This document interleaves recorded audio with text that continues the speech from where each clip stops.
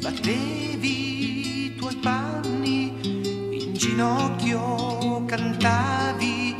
le tue nenie tristi, con un lembo di veste asciugavi gli affanni, da un cespuglio fiorito spiavo i tuoi gesti, e uno stormo d'uccelli gridavano a festa,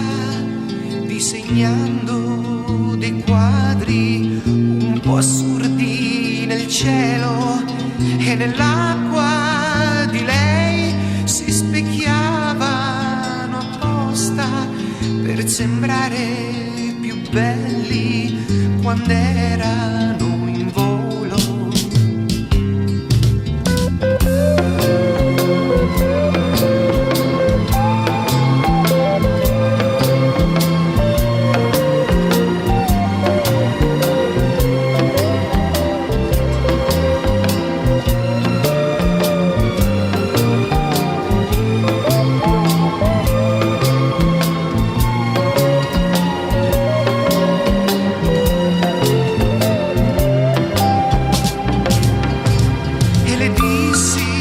Per scusa